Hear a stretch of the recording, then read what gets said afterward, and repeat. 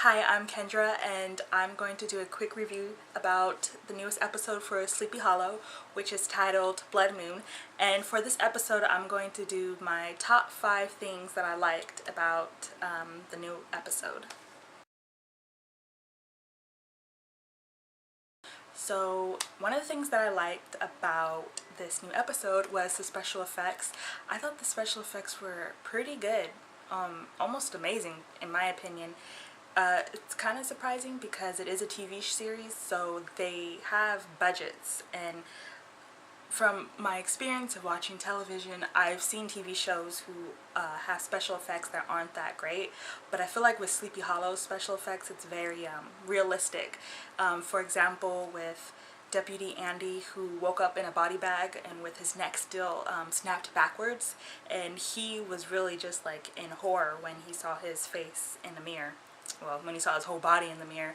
And then the demon comes and puts his head back on right, but the neck is still not forming correctly. It's like all disgusting down there. I thought that was really great special effects. When I watched it, my adrenaline instantly went up. Another special effect that I like was the witch, the dark witch. Her name is Serilda, and she is like the high priestess of her coven. And the special effects with her was the things that she would do to the people that she wanted from, I guess, like their soul. Kind of looks like that she also wanted their skin or something, but I guess she just burnt them. And I also like towards the end of the episode with Abby and Mr. Crane trying to defeat her, and Crane actually blows her up, and I thought the fire and the explosion was pretty realistic.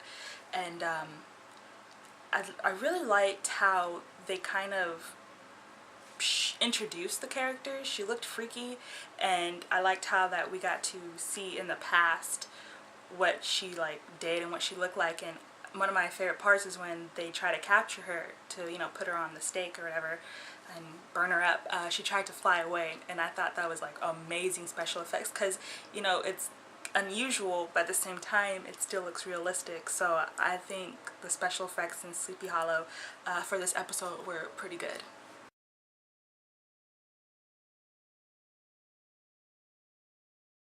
The second thing that I liked was Crane's reaction to the 21st century. I think him still being like amazed by technology is still hilarious. I find it that he seems amazed, but at the same time he kind of seems like annoyed by having to live in the present time, and which kind of makes him act like a diva sometimes. And he also has a sarcastic humor. Well, for me it's humor. Maybe to Abby it's not humor, it's just sarcasm. But I actually like that the character shows that it like I said before, it makes the whole series seem more realistic.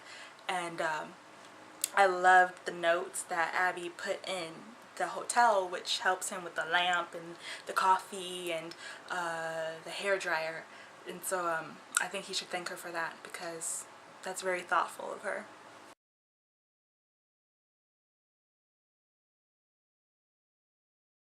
So the third thing that I liked was Abby's sister Jennifer, aka Jenny. We're learning more information about her, and obviously it seems like in the next week we might actually, you know, get more dialogue from her. But we learned that when her and Abby were younger, they end up seeing those 4 white trees, and not everybody believed them, and so they both took it very hard. And I feel like, you know, in the series, like the 2 episodes, it kind of made it seem like Jenny didn't take it as well as Abby did because of the in and out of mental institutions. But, you know, towards the end of the episode, we get to see that it was actually the sheriff that really helped Abby out. So, you know, unfortunately, it doesn't seem like Jenny had that support system that Abby had. So, you know, it's understandable that she would kind of be like more bitter, more angry, and have to be in mental institutions. And so we do get to see a scene where she's actually in the institution, and the nurse, who seems like she has an attitude towards Jenny for some reason, I don't know why, gives her pills to help her, I guess, stop seeing demons. And obviously the nurse would probably call it hallucinations. So she takes it, well, she puts it in her mouth and then she spits it out once the nurse leaves, and then she goes back to working out. So obviously to me that's signs that she's waiting for something and she's ready to fight. And then so while she's working out, the demon pops up behind her. So I don't know what that's all about. I'm just hoping that the demon does not try to mess with her. Leave her alone, let the girl heal and have a better life. But I am excited to see kind of like the interaction between Abby and Jenny. It was stated in the first episode that Jenny hates Abby, but that's kind of Abby's opinion. She thinks her sister hates her, but we don't know for sure.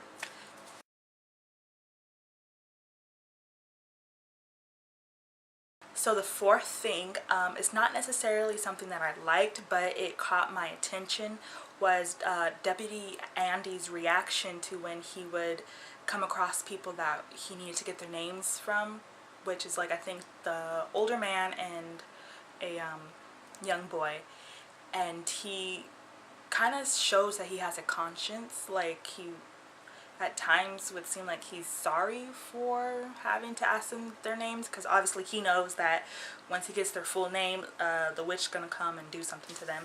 And so I think that kind of brings like a complex thing with his character. I thought that, okay, maybe he's just an evil guy, but then it kind of seems like he's not necessarily evil. Maybe he was just at the wrong time in the wrong place and now can't get away from the demon, because the demon just pops up out of nowhere.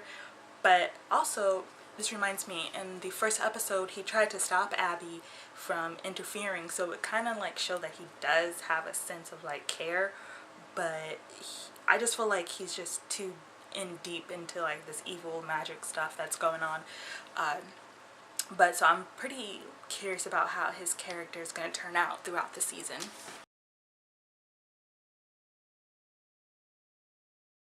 So the fifth thing that I liked about this episode was Abby's ex-boyfriend, Luke. And I thought that whole scene was pretty funny. You know, he comes in and he kind of gives Crane a hard time for some reason. I don't know why, but I'm assuming it's because that Crane's been hanging around Abby a lot. So obviously Luke still kind of has a love for Abby.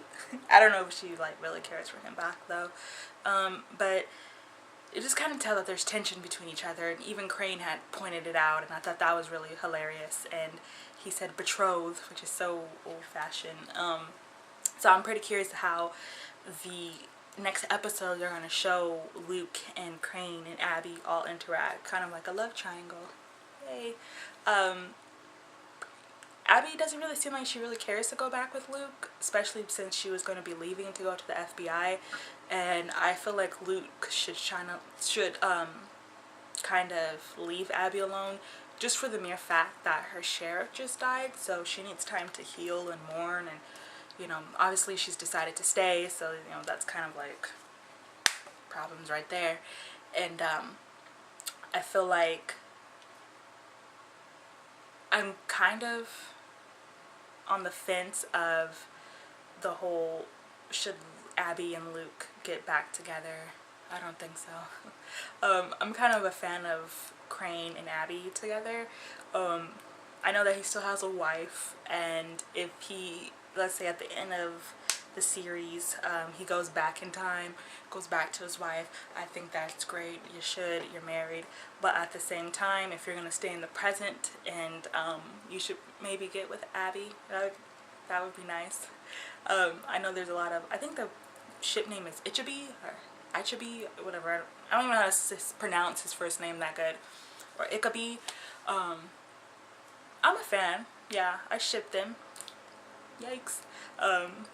You know, but I thought having Luke as the ex-boyfriend kind of brought like another dimension to the series, so I'm pretty excited to see where that's gonna go. So that was my top 5 things that I liked about the newest episode, Blood Moon. Also, make sure to check out my website, which is powfemfatale.com, and thank you for watching.